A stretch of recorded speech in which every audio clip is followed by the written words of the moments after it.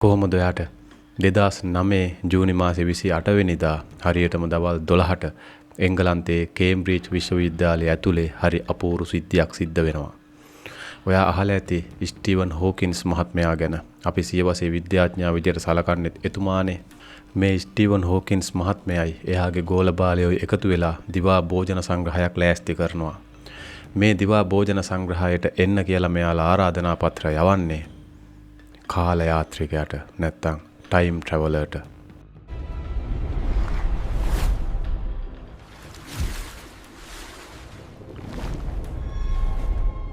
ඔයා ටිකක් පුදුම වුණාද?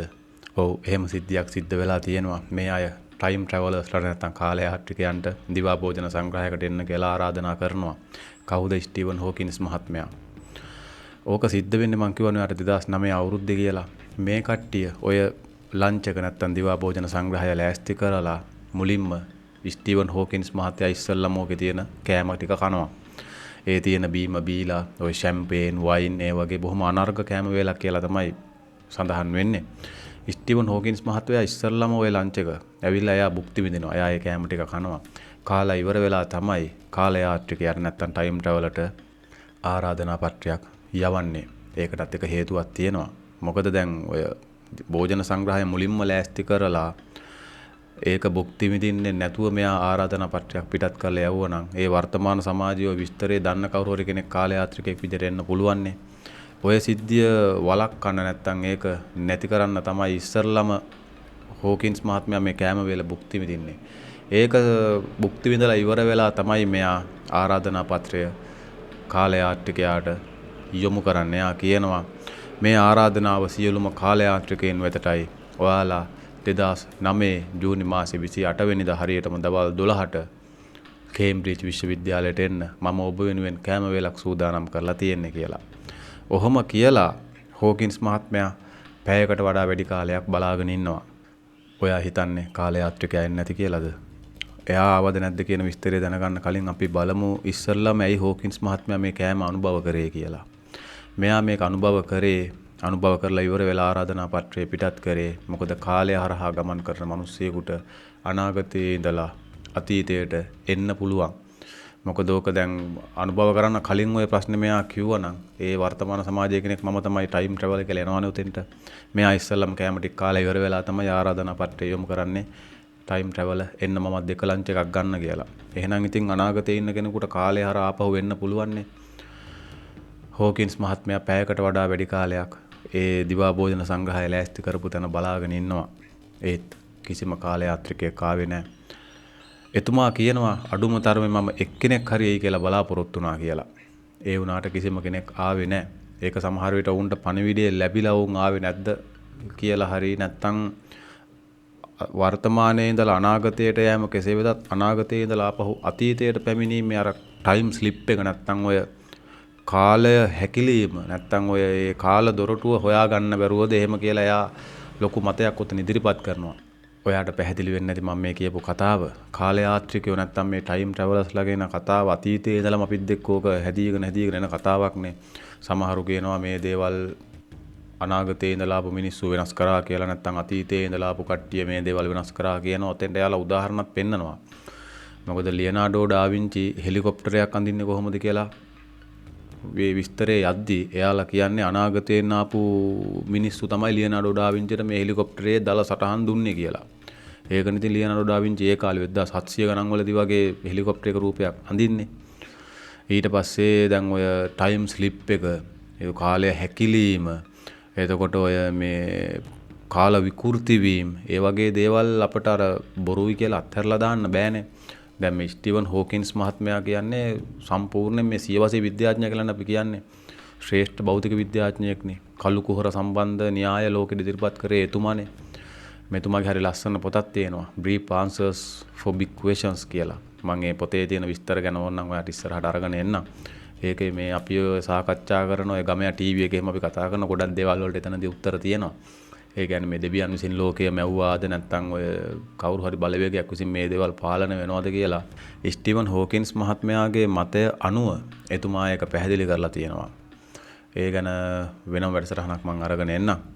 ඔතනදී දැන් ඔය මෙයාලා දැන් තවත් ඔය මතයක් ඉදිරිපත් කරන්නේ අනාගතයෙන් ආපු දඩයක්කාරයෝ විසින් ඩයිනෝසිරස්ලා ඔය ජුරාසික් යුගය නැති කරා කියලා. ඒව නිකම් මත විතරයි. හොඳද ඒවා අර විද්‍යාත්මකව ඔප්පු කරපු දේවල් නෙමෙයි. කොහොම හරි පැයක් තිස්සේ ස්ටිවන් හොකින්ස් මහත්මයා බලාගෙන හිටියත් කිසිම කාල යාත්‍රිකයෙක් එතුමාගේ භෝජන සංග්‍රහයට ආවේ නැහැ. ඒක අර සමහර විට ඔය ප්‍රසිද්ධම කාර්යයක් එහෙම නැත්නම් ඇත්තටම ටයිම් ට්‍රැවලර්ස්ලා කියලා ලෝකේ නැතු ඇති. සමහර විට ඉන්නත් පුළුවන්. ඔයත් එහෙම කෙනෙක්ද දන්නේ නැහැ. ඔයා කාල යාත්‍රිකයෙක් නම් ආපහු යන්න 2009 අවුරුද්දට ජූනි මාසේ 28 වෙනිදාට දවල් 12ට තැන කේම්බ්‍රිජ් විශ්වවිද්‍යාලයේ එක ශාලාවක්. එතන ඔයා වෙනුවෙන් බොහොම ලස්සන භෝජන සංග්‍රහයක් ලෑස්ති කරලා තියෙනවා. ඔයා ගිහිල්ලා ස්ටිවන් හොකින්ස් මහත්මයාත් එක්ක ඔය භෝජන සංග්‍රහය භුක්ති විඳින්න. කාලය හරහා ගමන් කිරීම ගැන තියෙන නොවිසඳුණු කතා. පළවෙනි එක තමයි මෝබර්ලි ජෝඩන් සිදුවීම. මේක සිද්ධ වෙන්නේ 1901 අගෝස්තු මාසේ 10 වෙනිදා ප්‍රංශයේදී. ඕකට මුණ දෙන්නේ බ්‍රිතාන්‍යයේ හිටපු ගුරුවරු දෙන්නෙක්, ගුරුවරියෝ දෙන්නෙක්. ඒ දෙන්නා තමයි චාර්ලට් ඇන් මෝබර්ලි සහ එලිනෝර් ජෝඩන් කියන දෙන්නා. මේ දෙන්නා 1901 අගෝස්තු මාසේ 10 වෙනිදා වෙද්දී ඉන්නේ ප්‍රංශයේ. ඔය යාලා පෞද්ගලික සංචාරයකට ගිහිලා තමයි ඉන්නේ. ඔය ඉන්න අතරතුරේදී මෙයාලා ප්‍රංශයේ තියෙන රජමාලිගාව වෙච්ච වර්සයිල්ස් මාලිගාවට එනවා. ඒ ඇවිල්ලා මෙයාලා ඔය ඒ මාලිගාවේ තියෙන ගෙවත්තේ පොඩ්ඩක් ඇවිදිනවා. ඒ ඇවිදගෙන යද්දී මේ ගෙවත්තේ ඉඳලා තව ටිකක් දුරකින් ඒ කාලේ ප්‍රංශයේ හිටපු ඒ ප්‍රංශ විප්ලවයට කලින් ප්‍රංශය පාලනය කරපු රැජිනියකගේ පොඩි තවත් මාලිගාවක් තියෙනවා. මෙයාලා වර්සයිල්ස් මාලිගාවේ ඉඳලා ඒ පල්ලෙහා තියෙන ගෙවත්තේ ඉඳලා අර රැජිනගේ මාලිගාවට ඇවිදගෙන යනවා. එහෙම ඇවිදගෙන යද්දි මෙයාලා හරි අමුතු සිද්ධියකට මුහුණ දෙනවා. ඒ කට්ටිය ඇවිදගෙන යද්දි මෙයාලා දකිනවා මේ හරි අමුතු වැඳුම් වැඳගත්ත මිනිස්සු එයාලගේ මේ පාර දෙපැත්තේ ඉන්නවා. ඊට පස්සේ අර ත්‍රිකෝණාකාර තොප්පි දාගත්ත. එතකොට අර මේ බෙල්ල ළඟටම තද වෙන්න පටි ගැට ගහගත්ත මුළු ඇඟම වැහෙන විදිහට අමුතුම ගවුම් වැඳගත්ත කාන්තාව. ඒ ගොඩ නැගිලියම සම්පූර්ණයෙන්ම වෙනස් වෙලා ඒ විදිහට මෙයාලා දැන් දකිද්දි මෙයාලා හිතනවා මේ එකපාරම අපි මේ 1700 ගණන් වලට ආවා වගේ නේ කියලා. ඒ දෙන්නට හරියට නිකන් අර අමුතු කලකිරීමක් හිතට දැනෙනවා කියනවා. අමුතුම අස්වාභාවික හැඟීමක් ඇවිල්ලා අර මනස වෙලා ගත්තා කියලා කියනවා. මේ විනාඩියක් හෝ දෙකක වගේ කාලයක්. ඊට පස්සේ මෙයාලා එතන හිටපු ඒක පිරිමි කෙනෙකුගෙන් අහනවා අර ගුරුවරියෝ දෙන්න අපිට මේ රැජිනගේ ඒ තියෙන ගෙවත්තට යන්නේ කොහොමද කියලා. එතකොට අර පිරිමි අයයාලට පාර පෙන්නවා කියනවා. ඒ හිටපු කට්ටිය. ওই විනාඩි 2ක් 3ක් වගේ කාලයක් යද්දී ඊට පස්සේ ආපහු මෙයාලා එතන ඒ ගෙවත්තට ඇතුල් වෙනවත් එක්කම ආපහු වර්තමාන සමාජයට ආවා කියලා තමයි කියන්නේ. ඊට පස්සේ මෙයාලා උතනදී ඔක කාටවත් කියන්නේ නැහැ. ඒ ගුරුවරියෝ දෙන්න ওই සිද්ධිය වෙලා අවුරුදු 10කට පස්සේ තමයි පොතක් ලියලා ඔය කතාව සමාජගත කරන්නේ. එතනින් තමයි සමාජය දැනගන්නේ මේ මෙහෙම දෙයක් සිද්ධ වුණා කියලා. ඒ කියන්නේ 1901 ඉඳලා මේ අය විනාඩි කිහිපයකට 1700 අවුරුද්දට ආපහු ගිහින් තියෙනවා. ඔය 1789 නේ ප්‍රංශ විප්ලවය සිද්ධ වෙන්නේ. ඔය ප්‍රංශ විප්ලවයට ආසන්න අවධියකට තමයි එතකොට ඔය මිනිස්සුන්ගේ තියෙන අර කැරලිකාර ස්වභාවය අමුතුම පිබිදීම ප්‍රංශේ ඒ ආසන්නතම අවස්ථාවකට තමයි මෙයාලා ඔය හුඟක් ඔය කියන්නේ ටයිම් ස්ලිප් එකක් කියලා. ඕකට කියන්නේ ඒ කියන්නේ අර කාලය එකපාරම මොකක් හරි දෙයක නිකන් සුලිකුණාටුවකට වගේ අහුවෙලා ආපහු කරකැවෙනවා වගේ සිද්ධියක් තමයි වෙන්නේ ටයිප් ස්ලිප් එක කියන්නේ. අපි කියන්නේ ඔය ස්ලිප් වෙනවා කියන්නේ පොඩ්ඩක් ඇදිලා යනවායි නැත්තම් මේ ගැලවිලා යනවනේ. එහෙම එකක් නේ අපි ඔය කියන්නේ ස්ලිප් වෙලා ගියා කියලා නැත්නම් වැදිලා ගියා නිකන් අපි ඒ වචනේ තේරුම ඔයා තේරුම් ගන්න. ඒ වගේ තමයි ටයිම් ස්ලිප් එකක් කියන්නේ. නිවර්තිව ගලාගෙන යන මේ කාල යාන්ත්‍රණය එක තැනකදී පොඩ්ඩක් අර හැරීමකට ලක් වෙනවා. ඒක ලක් වුණාට පස්සේ තමයි මේ වර්තමානයේ ඉන්න කෙනා ආපහු අතීතයට හෝ අනාගතයකට කෙටි කාලයකට යන්නේ.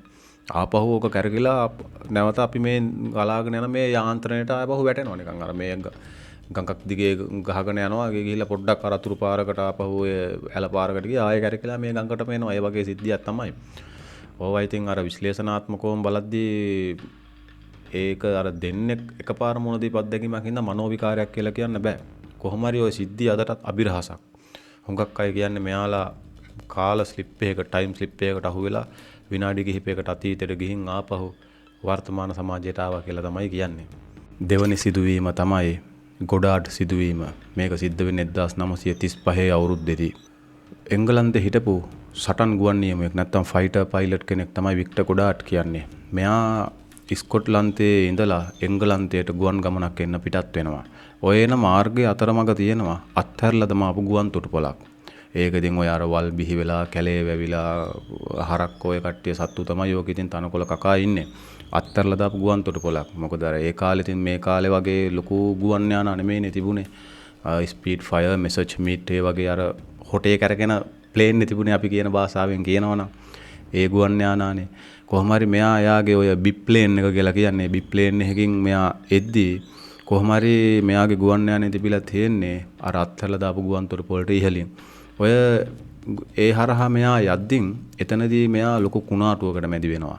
එයා කියන්නේ එයා ඉස්සරහා ලොකු කහපාට අඳුරු වලාකුළක් තිබුණා කියලා. මෙයා ඊට පස්සේ ඔය වලාකුළ හරහා ගමන් කරන්න කියලා හිතාගෙන ගුවන් යානේ ඔය වලාකුළට දාද්දී දන්නවනේ ඉතින් ඔය වැහි වලාකුළු වගේ අකුණු පුපුරනවා. එතකොට සාත්පස පරිසරය සම්පූර්ණයෙන්ම අන්ධකාරයකට ලක් වෙනවනේ. කිසි දෙයක් පේන්නේ නැහැනේ. අන්ධයෙක් වගේ තමයි ගුවන් යානය පදවන්න වෙන්නේ. මෙයා ඊට පස්සේ ඒ හැංගීමෙන් මිදෙන්න කියලා ඔය කහපාට වලාකුළෙන් පහළට යාගේ ගුවන් යානය ගන්නවා. ඒ ගද්දී මෙයාට මතකයි මොහොතකට කලින් මෙයා හිටිය අත්හැරලා දාපු ගුවන් තොටුපළට ඉහළින් කියලා. මෙයාගේ ෆ්ලයිට් එක වලාකුළෙන් පාතට වැටෙද්දී මෙයා තමන්ගේ පල්ලෙහා තියෙන ගුවන් තොටුපළ පහු දකිනවා. එතකොට මෙයා දකින්නේ බොහොම සක්‍රීය ගුවන් තොටුපළක්.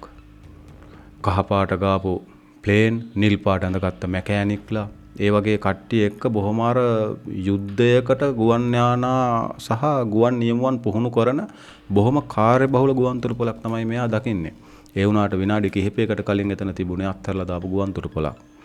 මෙයා ආපහු ඔය දැකපු දර්ශනෙත් එක්කම ආයෙ අර වලාකුළට ෆ්ලයිට් එක ඉහළට ගන්නවා.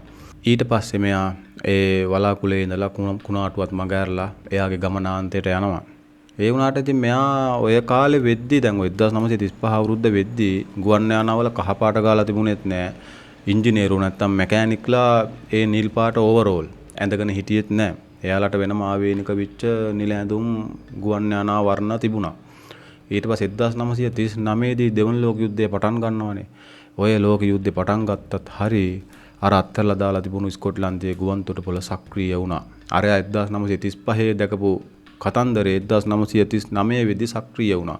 ඒක ඇත්ත වුණා. ඒ දේවල් කොහොමද වුනේ? හුඟක් අය කියන්නේ මොකද මෙයත් ඔය කතන්දරේ ඒ වෙලාවේ කිව්වේ නෑනේ. ඊට බොහෝ කාලයකට පස්සේ තමයි මේ ගුවන් නියමුවා කිව්වේ. එයා පස්සේ ඔය එයා මාෂල් තනතුරටම ඇවිල්ලා විශ්‍රාම ගියා කියලා තමයි කියන්නේ. මොකද අර සමාජයේ පිළිගත්ත නයිට් පදවියක් පවා යාට අවසානට මහරජන ලබා දෙනවා. ඒ වගේ කෙනෙක් බොරුවක් කියයි කියලා නැත්නම් මේ මනෝ විකාරයකට ලක් වුණා කියලා කියන්න බෑනේ. ඒ වගේ දේවල් ඉතින් ඇත්තටම වර්තමාන සමාජයේදී වෙන්න පුළුවන්. අපිට කාලය හරහා ගමන් කරන්න පුළුවන් වෙන්න ඇති නේද? අපි අර ගමයා ටීවී නාලිකාවත් ඔය කාලය හරහා ගමන් කරපු කට්ටිය ගැන කතා කරන්නේ. දැන් අපි මෙතන කතා කරන්නේ වෙනම මාතෘකා හින්දා ඒ පැත්තට අපි යන්න ඕන නෑ. හුඟක් ඉතින් දැන් මේ ගොඩාක් සිද්ධියෙන් වෙන්නේත් කාලය හරහා ගමන් කිරීමක්. මෙයා ඔතනදී ඔය කාල කුණාටුවකට නැත්තම් ඔය ටයිම් ස්ලිප් එකකට අපි මුලින් කතා කරේ. ඒ වගේ දෙයකට අහු වෙනවා. එහෙම දේවල් වර්තමාන සමාජයේ වෙන්න පුළුවන්. ඒවා බොරුයි කියලා අපට අත්හැරලා දාන්න බෑ. මේ හැම දෙයක්ම වෙන්නේ අර නිවැරදි යාන්ත්‍රණයකටනේ ගලාගෙන යන්නේ. මොකද අතීතයේ පවා නැවතත් වර්තමානයේදී සිද්ධ වෙනවා. මේ අද සිද්ධ වෙන්නේදී තවත් අවුරුදු ගාණක් ඉස්සරහට ගිහලා නැවතත් සිද්ධ වෙනවා. ඒ දේ නැවත නැවත මේක චක්‍රයක් විදිහට සිද්ධ වෙනවා. එහෙම තමයි මේ යාන්ත්‍රණය ගලාගෙන යන්නේ. කොහොම හරි අර ගුරුවරියන්ගේ කතන්දරේ මේ ගුවන් නියමුවාගේ කතන්දරේ අදටත් නොවිසඳුණු අභිරහස් ඒ වගේ තව ගොඩක් ඔය ඡායාරූපේ අන්තර්ජාලයේ තියෙනවා. ඒවා ඉතින් ඔයා දන්න හින්දා තමයි මම කිව්වේ නැත්තේ මේ දේ මේ සිදුවීම් දෙක පොඩ්ඩක් අප්‍රසිද්ධයි. ඒ හින්දා තමයි ඔයාගේ දැන ගැනීම සඳහා මම කිව්වේ. හරි ඔය විදිහට තමයි වැඩසටහන අවසන් වෙන්නේ. බොහොම කෙටි වැඩසටහනක්. ඔයා කාල යාත්‍රිකයෙක් නම් ආපහු යන්න 2009 ජූනි මාසේ 28 වෙනිදා දවල් 12 වෙලාවට ඔයා වෙනුවෙන්ම සූදානම් කරපු බොහොම ඉස්තරම් අගනා දිවා භෝජන සංග්‍රහයක් තියෙනවා. ගිහිල්ලා එක භුක්ති විඳින්න. ආයෙත් මේ වගේ වෙනස්ම වැඩසටහනකින් ඉක්මනින් හම්බ වෙමු.